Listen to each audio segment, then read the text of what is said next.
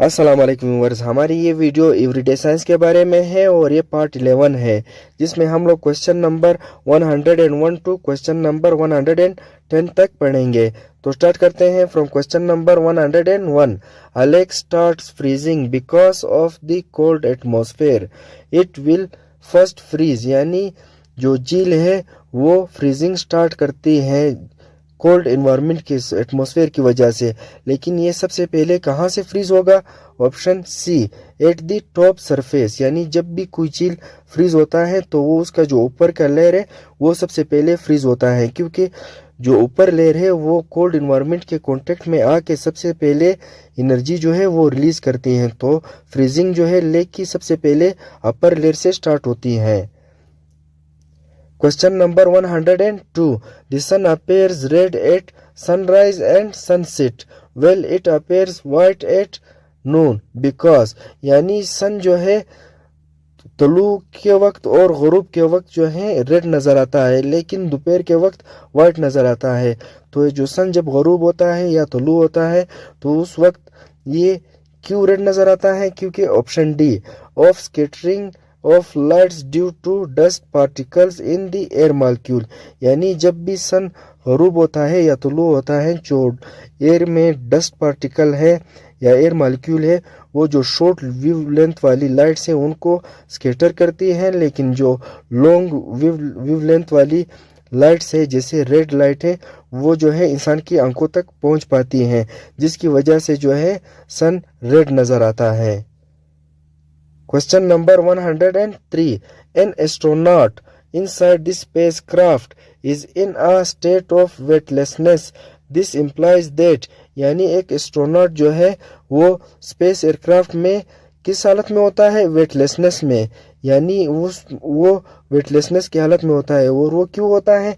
Option D, the astronaut and the spacecraft are in a free falling state. यानी जो space aircraft है और astronaut जो है वो फ्री फॉलिंग स्टेट में है, जिसकी वजह से वो वेटलेसनेस की स्टेट में होते हैं। Question number 104। An iceberg is floating in sea, how much of its mass will remain above the surface of water. यानी एक जो बर्फ का टुकड़ा है वो जो है आइसबर्ग जो है वो पानी में तैर रहा है, लेकिन इसका कितना परसेंट एरिया या कितना एरिया जो है वो नज़र आता है और कितना एरिया जो है वो पानी के अंदर होता है? तो ऑप्शन ए, 1/10।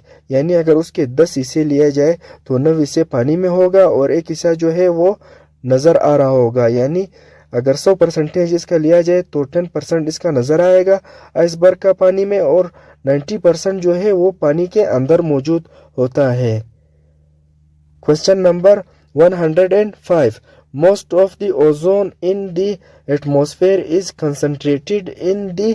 यानी जो ओजोन लेयर है जो अर्थ को प्रोटेक्ट करती है सन के अल्ट्रावायलेट रेज से, वो किस स्फीयर में है अर्थ के? वो है ऑप्शन सी, स्ट्रेटोस्फीयर में है। Question number 106. The cow's milk contain how much amount of water in terms of percentage.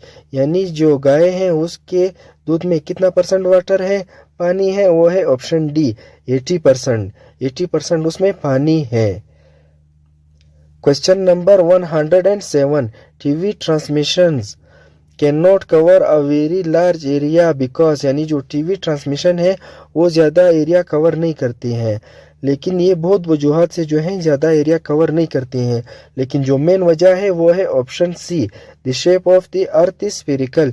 यानी जो ज़मीन का जो शेप है वो स्फेरिकल है, गोल है, इस वजह से टीवी ट्रांसमिशन जो है बहुत बड़ा एरिया कवर नहीं करती। Question number 108.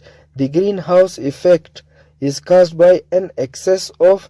यानी ग्रीन हाउस इफेक्ट जो है किस चीज की ज्यादती की वजह से होता है? वो है option A, carbon dioxide.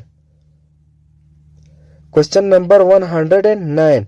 Bats can also fly in dark because they are capable of taking the help of। यानी जो चमगादड़ हैं वो रात के टाइम फ्लाई करती हैं। क्यों करती हैं?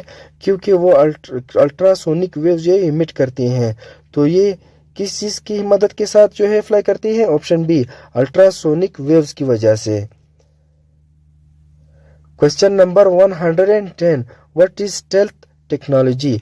ये जो आजकल एयरक्राफ्ट में, फाइटर एयरक्राफ्ट में स्टेल्थ टेक्नोलॉजी इस्तेमाल होती है, इसका क्या मकसद क्या है? Option A, a coating which reduces the visibility of an aircraft on radar, यानी एक किस्म की मखसूस कोटिंग होती है जो कि जंगी जहाज़ों को रडार में डिटेक्ट करने से क्या करती हैं, उसकी डिटेक्शन जो है रडार में रिड्यूस करती हैं, तो इस वजह से वो रडार में आसानी से नज़र नहीं आता। इसको स्टेल्थ टेक्नोलॉजी कहते हैं। तो आज की वीडियो हम लोगों की यहाँ तक थी। मिलते हैं नेक्स्ट वीडियो में, तब तक अल्लाह हाफिज़।